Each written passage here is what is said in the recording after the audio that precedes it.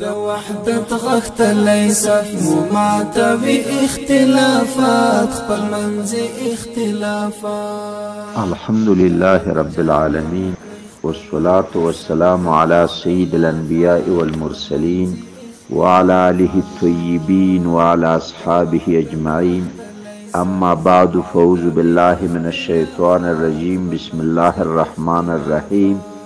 عن أبي هريرة رضي الله تعالى عنه قال قال رسول الله صلى الله عليه وسلم: من أطاعني فقد أطاع الله ومن عصاني فقد عصى الله ومن يطع الأمير فقد أطاعني ومن يعص الأمير فقد عصاني وإنما الإمام جنة يقاتل من ورائه ويتقى به فإن أمر بتقوى الله وعدل فإن له بذلك أجرا وإن قال بغيره فإن عليه منه.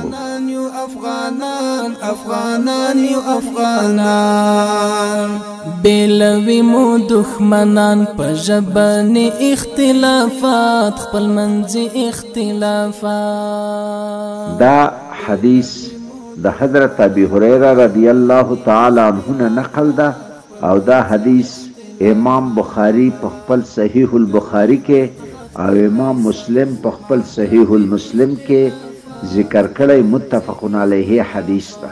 د حضرت ابي هريره رضی الله تعالی عنه روایت هغه وایي چې پیغمبر صلی الله علیه وسلم وویل چې هغه څوک چې زما اطاعت وکړي، پیغمبر علیه السلام وویل، نو فقد اطاع الله، د الله اطاعت وکړلو.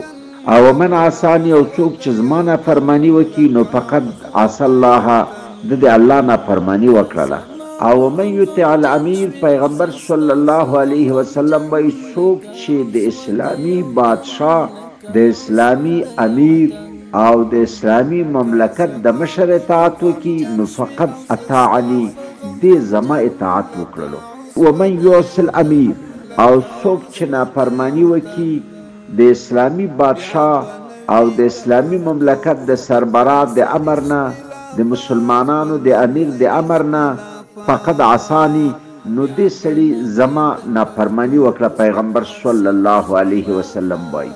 او بیا پیغمبر علیه السلام وایي: وانما الامام جنة یقاتل من ورائه، د بادشاه حیثیت د خلکو دپاره د یو ډال او سپر ده چې خلک د ده شاته د دښمن سره مقابله کوي.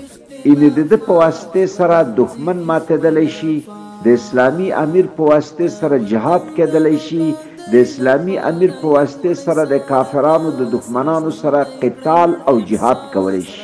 او د دغه اسلامي امیر ویتقی به، د ده په واسطې سره یعنې د خلکو حفاظت راځي. که مسلمانان اسلامي امیر، اسلامي بادشاه ولري نو دوی به محفوظ وي. او بیا وایي که چېرته د اسلامي امیر امر وکړلو د الله په تقوا چې تاسو د الله نه وډار شئ، د الله تقوا وکړئ او په عدل سره، نو د ده دپاره به په دغه حکم کولو سره اجر وي.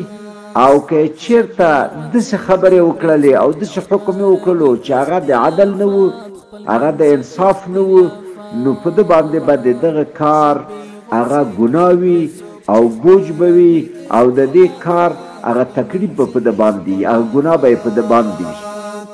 د وحدت غختلی صف مماتوي اختلافات خپل منځي اختلافات. طالب جانم کړئ خپلو کې سمتي اختلافات خپل منځي اختلافات.